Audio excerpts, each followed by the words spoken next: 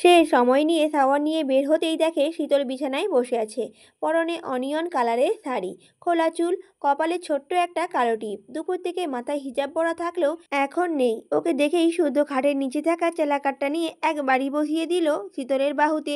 শীতল ও মাগো বলে কোকিয়ে উঠল। অন্য সময় হলে হাউমাউ করে কেঁদে উঠত, কিন্তু এখন কাঁদা তো দূর, বসা থেকে উঠে দাঁড়িয়ে তারই পায়ের পাতার উপর উঠে দাঁড়িয়েছে। চোখে ভয়ের লেশমাত্র নেই। শীতলের পাগলামি দেখে স্থির হয়ে দাঁড়িয়ে আছে শুদ্ধ। কেবল শাওয়ার নিয়েছে, তারপরেও দরদরে ঘামছে সে। কানের পাশ দিয়ে গড়িয়ে যাচ্ছে সরু চিকন ঘাম। তার পায়ের পাতার উপর দাঁড়ানো শীতলকে বড্ড বেশি অচেনা লাগছে। চোখে অন্যরকম চাহনি, ঠোঁটে যেন সর্বনাশা কিছু ইঙ্গিত। তবে সে কিছুতেই এসবকে প্রশ্রয় দেবে না। তাই শীতলকে সজোরে ধাক্কা দেওয়ার আগেই শীতল শুদ্ধর কাঁধ শক্ত করে আঁকড়ে ধরল।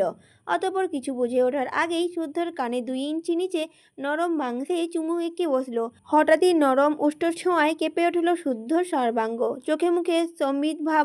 কেবলই কি ঘটল তা বুঝে ওঠার আগেই শীতল ফিসফিসিয়ে বলে উঠল, শুদ্ধ ভাই, আপনার নামে যদি 2-1টা কলঙ্ক মাখি, আপনি কি রাগ করবেন?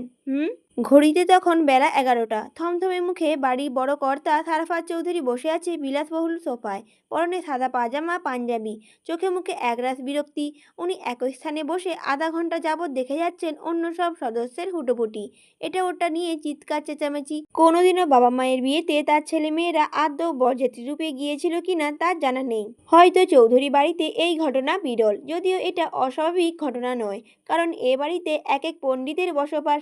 এরা নিজেরা এক একটা নিউটন কিংবা অ্যালবার্ট আইনস্টাইন। নতুবা এই বয়সে বাবাকে নতুন করে বিয়ের পিঁড়িতে বসায়, নাকি এসব অত্যাচার করে?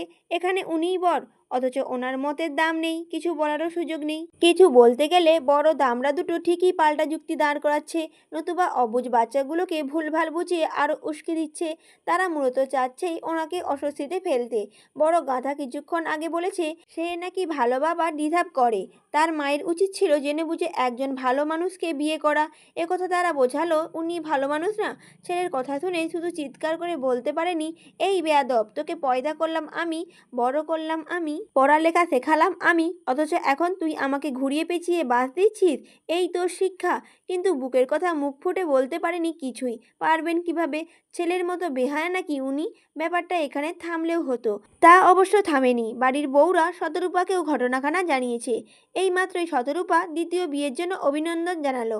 সেও নাকি গেস্ট নিয়ে রিসোর্টে ভাইয়ের বিয়েতে খেতে যাবে। ছি ছি, এসব কি সহ্য হয়? তাছাড়া লোকে কি বলবে? সামনে না বলুক, পেছনে তো ঠিকই বদনাম করবে। বলবে বুড়ো বয়সে ভীমরতি।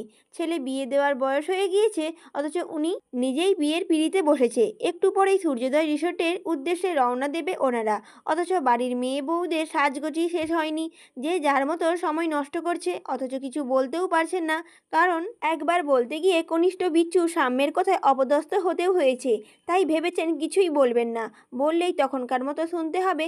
বিয়ের জন্য বড় আব্বুর তর সইছে না। শীতল, শখ, স্বর্ণ 3 বোন এক রুমে রেডি হচ্ছে। স্বর্ণ শখের শাড়ির কুচি ঠিক করে দিচ্ছে। তারা 3 বোনই শাড়ি পরবে, রং আলাদা হলেও একই কোয়ালিটির শাড়ি, সঙ্গে ম্যাচিং হিজাব। এদিকে শীতল এখনো মুখ ভোঁতা করে চুপ করে বসে আছে। ভাব দেখে মনে হচ্ছে এক্ষুনি কেঁদে দেবে, কারণ তার এক চোখে আইলাইনার মোটা আর আরেক চোখে টেরাবাঁকা এবড়ো থেবড়ো। তখন সৃজন না জ্বালালে এমন হতো না। পাজিটাকে বারবার বারণ করা সত্ত্বেও তাকে নাড়িয়েছে, ফলস্বরূপ কষ্ট বৃথা। এখন মুছতে গিয়ে পুরো মুখ কালি হয়ে গিয়েছে। শীতল মুখ কাঁদো কাঁদো করে আয়নায় নিজেকে দেখলো। ভূতের মতো দেখাচ্ছে। হুট করে কারোর সামনে দাঁড়ালে নির্ঘাত অক্কা পাবে। নিজের করুণ অবস্থা দেখে শীতল দুঃখ ভরা কণ্ঠে শখকে ডাকলো। বলল, আপু, আইলাইনারটা ঠিক করে দাও না। শখ বলল, এই তো সোনা, আর একটু দাঁড়া, হয়ে গিয়েছে আমার। তার আগে ঝটাপট মুখ ধুয়ে আয় দেখি। শখের কথা শুনে শীতল ওয়াশরুমে গিয়ে পুরো মুখ ধুয়ে এলো। গরমের যে অত্যাচার, মেকআপ করার ভুল করাও যাবে না। তাছাড়া শুদ্ধ ভাই আছে, সে নিরামিষ টাইপের পুরুষ মানুষ, মেকআপ টেকআপ পছন্দ করে না। দেখা যাবে মুখের উপর বলেই বসবে, এই তুই অন্য গাড়িতে যা, এমনিতেই ওয়েদার গরম, তোর মুখের এত আটা ময়দা দেখে আরো গরম লাগছে। মানুষটার মুখে লাগাম নেই, যা তা বলে অপমান করে বসতে পারে, সেই সুযোগে থাকে বোধ হয়। শাড়ির সাথে হিজাবও তো পরতে হবে, নয়তো এক আছাড়ে নাড়ি ভুড়ি বের করে দিয়ে তাকেই জিজ্ঞাসা করতে পারে, বারণ করেছিলাম হিজাব ছাড়া বের হতে, আর বের হবি, আর আমার কথার অবাধ্য হবি? কী দরকার শুধু শুধু বকা খাওয়ার? তাছাড়া হিজাবের সাথে ভারী মেকআপ তার নিজেরও পছন্দ নয়, স্কিনেও শ্যুট করে না, কারণ তার সেনসিটিভ স্কিন। একটু এদিক ওদিক হলে দুগালে, কপালে, নাকে, ছুতরিতে ব্রণের দেখা মিলে। যদিও আজকাল মুখ ফ্রেশ আছে, দাগ টাগ নেই তেমন। স্বর্ণ কোথা থেকে কিসের কিসের যেন গুঁড়ো এনে দিয়েছে, সেসব দিলে পুরো স্কিন চকচক করে, এখনও করছে। তাই এসব মেকআপ টেকআপ না দিলেও চলবে। এসব ভাবতে ভাবতে আয়নার দিকে তাকিয়ে শীতল তার মুখের পানি মুছল। অনিয়ন কালারের শাড়ি পরেছে সে, ফর্সা গায়ে রংটা যেন ফুটে উঠেছে। শাড়িতে কি একটু বড় বড় লাগছে নাকি? লাগবেই তো। সে এখন কলেজে পড়ে, কলেজ ভাবা যায়? কলেজের পর মেয়ে বড় তো অবশ্যই হয়েছে, তাই না? মনে মনে একথা ভেবে মুখ টিপে হাসল শীতল। হঠাৎ মাথায় শয়তানি বুদ্ধি উদয় হলো। আচ্ছা, শুদ্ধ ভাই এখন কি করছে? ঘন্টাখানিক আগে সাম্য ও সৃজনকে চুল কাটাতে নিয়ে গিয়েছিল। বিচ্ছু দুটো জেদ ধরেছিল তারা শুদ্ধ ভাইয়ের মতো চুল কাটবে, ওই কাটে নাকি হিরো হিরো লাগে। আজ তারাও হিরো হিরো লুক দিতে চায়। পরে শুদ্ধ সেখানে চুল কাটে সেখানে নিয়ে গিয়েছিল, নিজেও চুল কেটেছে আর বাকি দুটোও কাটিয়েছে। তারপর মানুষটা আর নিচে নামেনি। তাকে একবার জ্বালিয়ে এলে কেমন হয়? জ্বালিয়ে আস্তে আস্তে শখ স্বর্ণ আপু রেডি হয়ে যাবে। দুজন সাজালে সেও চটজলদি রেডি হয়ে নিতে পারবে। হ্যাঁ, যেই ভাবা সেই কাজ। সে শখকে আসছে বলে শাড়ির কুচি ধরে উপরে গেল। শুদ্ধর রুমে দরজা হালকা করে ভিজিয়ে রাখা, অর্থাৎ রুমেই আছে সে। আচ্ছা, দুম করে ঢুকে গিয়ে শুদ্ধ ভাইকে একটু চমক দেওয়া যাক। চমকে গিয়ে খুশিও হতে পারে, খুশির ঠেলায় কিছু টাকাও দিতে পারে। সকাল থেকে দুহাত চুলকাচ্ছে, টাকা আসার সম্ভাবনা শতগুণ। তাই সারা শব্দ না করে ঢুকতে গিয়ে আচমকা নাকের উপর কুশন এসে পড়ল। কুশন ক্যাচ করে মুখ ভোতা করে দেখে শুদ্ধই ছুঁড়ে মেরেছে। এও বুঝলো নক না করে ঢোকার শাস্তি। শীতল কুশন ধরে রেখে গমগমে সুরে বলল, অপ্রয়োজনে আসিনি, প্রয়োজনেই এসেছি। শুদ্ধ বলল, বলে বিদায় হ। শীতল বলল, ফুল এনে দেন। শুদ্ধ বলল, ফুল কি করবি? শীতল বলল, চুলে লাগাবো। শুদ্ধ বলল, এই বুদ্ধি নিশ্চয়ই তোর মাথা থেকে বের হয়েছে। শীতল বলল, আমি ছাড়া সদ্বুদ্ধির মানুষ এ বাড়িতে আর কজন আছে? শুদ্ধ বলল, তা অবশ্য ঠিক। শীতল বলল, হ্যাঁ, এবার ঝটপট ফুল এনে দেন দেখি। শুদ্ধ বলল, ওসব ফুল টুল গুজতে হবে না, হিজাব পর। শীতল বলল, না, আমি হিজাব পরবো না। শুদ্ধ বলল, তাহলে আর যাওয়ার দরকার নেই, রুমে গিয়ে ঘুমা। শীতল বলল, কেন যাব না? আমার বড় আবুর বিয়ে, আমি যাব না? আর হিজাব ছাড়াই যাব। শুদ্ধ বলল, তাহলে আমি তোর পায়ের নলা কাটবো, আজই কাটবো। নিচে গিয়ে বল কেউ যেন হিজাব ছাড়া বের না হয়, আমার চোখে পড়লে খবর আছে এক একটার। শীতল বলল, এত সুন্দর শাড়ির সাথে হিজাব ভালো দেখাবে না শুদ্ধ ভাই? শুদ্ধ বলল, না দেখাক। শীতল বলল, প্লিজ। শুদ্ধ বলল, অজুহাত চলবে না, যা বলছি সেটাই কনফার্ম।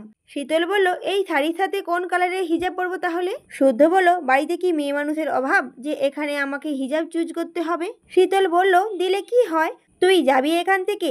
শীতল বলল, বাড়ির মেয়েরা শাড়ি পরলে খ্যাচ খ্যাচ করতে নেই, সুন্দর নজরে একটু তাকাতেই হয়, প্রশংসা করতে হয়। একটু প্রশংসা করলে কারো জাত যায় না। শাড়ির কথা শুনে শুদ্ধ এতক্ষণে খেয়াল করলো শীতল শাড়ি পরেছে। এই শাড়ির নাম ধাম জানে না যদিও, তবে শাড়িটা সুন্দর, মানিয়েছে বেশ। আচ্ছা, মানালেই কি শাড়ি পরতে হবে? অবিবাহিত মেয়ের ঘন ঘন শাড়ি পরা কিসের? তারা জানে না শাড়ি পরলে নজর লাগে, নজর লাগলেই বাড়িতে ঘটকের আনাগোনা শুরু হয়, তখন প্রস্তাব আসতেই থাকে, যা চরম মাত্রায় অসহ্যকর। একথা ভেবে তার বিরক্তির মাত্রা দ্বিগুণ বাড়ল। আজ প্রচুর গরম, এই গরমে শাড়ি পরে যাবে শীতল? সামলাতে পারবে নাকি গিয়ে হাঁসফাঁস করে বলবে, কেউ আমাকে বাড়ি নিয়ে চলো, শরীর খারাপ করছে, আমি মরে যাচ্ছি?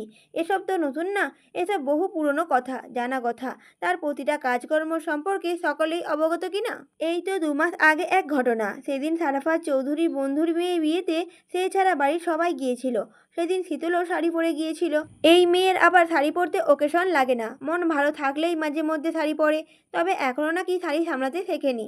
তবে কবে শিখবে কিংবা আদৌ শিখবে কিনা তা অবশ্য জানা নেই। তো সেদিন বিয়ে বাড়ি গিয়ে কুচি পায়ে বেঁধে পড়েছিল, মুখ থুবড়ে পড়ে থুতনি কেটে গিয়েছিল, রক্তারক্তি অবস্থা। নতুন বর বউকে রেখে সবাই ওকে নিয়েই ব্যস্ত হয়ে পড়েছিল। পরে সাওয়ান চৌধুরী তাকে ফোন করে শীতলকে বাড়ি আনার জন্য কথা বলেন। অগত্যা ল্যাবের কাজ রেখে বকতে বকতে বেয়াদবটাকে আনতে হয়। থুতনি শক্ত করে চেপে ধরার পরেও রক্ত বন্ধ হচ্ছিল না, কাঁদছিল খুব। ওর কান্না দেখে ভেবেছিল ব্যথায় কাঁদছে, রাগ ডাক ভরে সান্ত্বনা দিয়েছিল, কাঁদিস না, মেডিসিন নিলেই ব্যথা কমে যাবে। একথা শুনে সে জবাব দিয়েছিল, সেলাই টেলাই যেন না করে শুদ্ধ ভাই, সেলাই করলে থুতনিতে দাগ পড়ে যাবে, তখন বিয়ে হবে না আমার। বরপক্ষে এসে বলবে থুতনি কাটা বউ নেব না আমরা।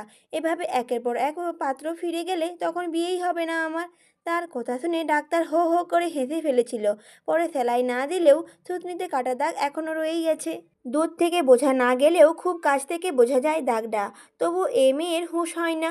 প্রচলিত প্রবাদে আছে, ন্যাড়া বেলতলায় একবারই যায়, আর শীতল যায় বারে বারে। কেন যায়? কারণ বেল বারবারই তারই মাথায় পড়বে কিনা সেটাই দেখার জন্য যায়। নতুবা এই মেয়ের এতদিনে কাণ্ডজ্ঞান হতো। যার যা ভালো লাগে করুক, কাউকে কিছু বলবে না। শুদ্ধের হাতের বইটা সেলফে রেখে উঠে দাঁড়ালো। তারপর বলল, আমার পাঞ্জাবিটা। শুদ্ধর কথা শেষ হতে দিল না শীতল, তার আগেই হড়বড় করে বলল, শীতল, এখন কোনো কাজ করতে পারবো না শুদ্ধ ভাই। শুদ্ধ বলল, কেন?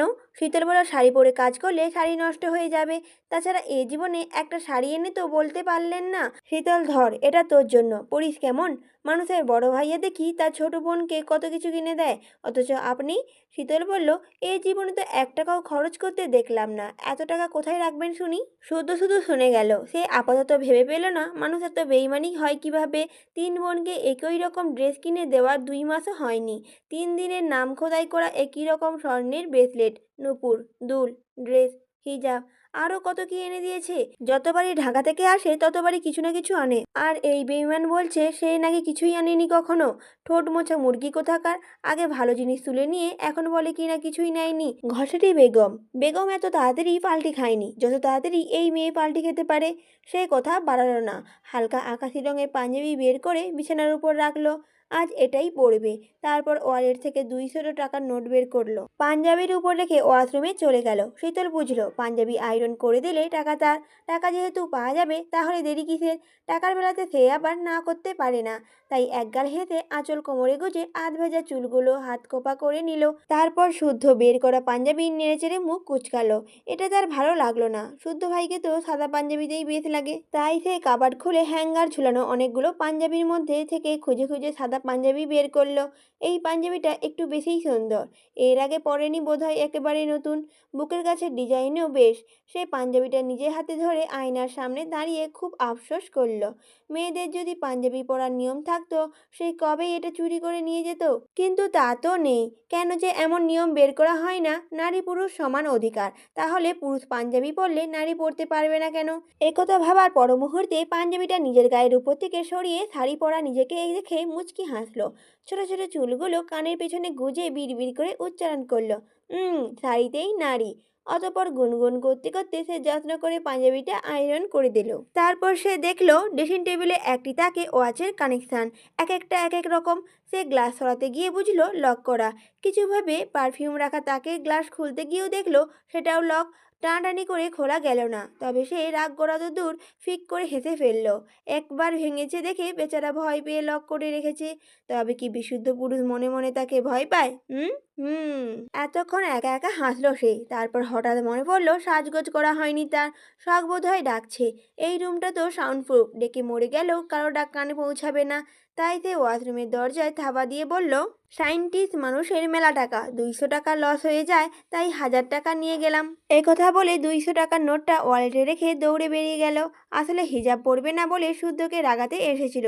আর পাঞ্জাবি আয়রন করার কাজ এ নতুন নয়। বাবা এলে বাবারটা করে দেয়, সায়ন ভাইয়ারটাও করে। সাম্য সৃজনই করতে হয়। বড় আব্বু মেজো আব্বু কখনো কখনো আয়রন করার কাজও দেয়। কখনো কখনো বোতাম লাগানোরও হুকুম আসে। বাড়ির ছোট সদস্য হলে এমন টুকটাক সব কাজ করতেই হয়। অভ্যাস আছে। শীতল শাড়ি ধরে কোনো মতে সিঁড়ি বেয়ে নেমেই ছুটল শখের রুমে।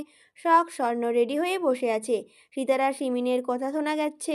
তারা বাকিদের তাড়া দিচ্ছেন। সিরা সায়নকে কল করে বকাবকি করছে।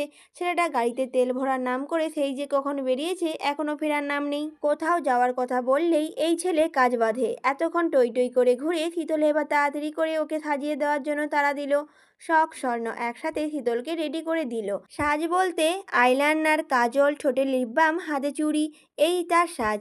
এরপর শীতল নিজেই হিজাব বেঁধে নিল। শখ স্বর্ণ একদম হালকা সাজে তৈরি। শখ আর শীতলের জোড়াজুড়িতে স্বর্ণ শাড়ি পরতে বাধ্য হয়েছে।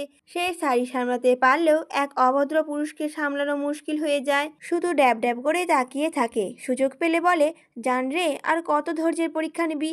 হয় চুপি চুপি বিয়ে কর, নয়তো বাড়িতে জানাতে দে। তোর কারণে আমার বাচ্চাদের স্কুলে ভর্তি করাতে দেরি হয়ে যাচ্ছে। স্বর্ণ বিরক্ত হয়, চোখ পাকায়। তা দেখে সায়ন কিছুক্ষণের জন্য চুপ থাকলেও কিছুক্ষণ পর আবার যাইকে তাই। মাঝে মাঝে তার পাগলামি দেখে সন্দেহ হয়, এই পাঁজি পুরুষটা নাকি রাজনীতি করে, মানুষ জবাই করে গবাদি পশুর মতো। হাত কাঁপে না, অন্তর কাঁপে না, অথচ সেই পুরুষ তার কাছে এলে যেন সবটুকু ধৈর্য হারায়, কথার লাগাম ছুটায়, রোমান্টিকতা তার কথায় কথায় ঝরে পড়ে। ব্যাকুল চোখে তাকেই দেখতে থাকে। অর্থাৎ সে বাইরের পৃথিবীর কাছে কঠিন পাষাণ পুরুষ হলেও কেবল তারই কাছে সায়ন অন্যরকম। তিন বোন রেডি হয়ে বেশ কয়েকটা সেলফি তুলল, তারপর একে একে ড্রয়িং রুমে এসে দাঁড়ালো। তিন বোনকেই অনিন্দ সুন্দর দেখাচ্ছে। চৌধুরী নিবাসের এক একটা জীবন্ত পুতুল যেন তারা। সারাফাত চৌধুরী চায়ের কাপে চুমুক দিতে গিয়েও থেমে গেলেন। দেখলেন তিন রাজকন্যাকে, মনে মনে আওড়ালেন, মাশাআল্লাহ মাশাআল্লাহ।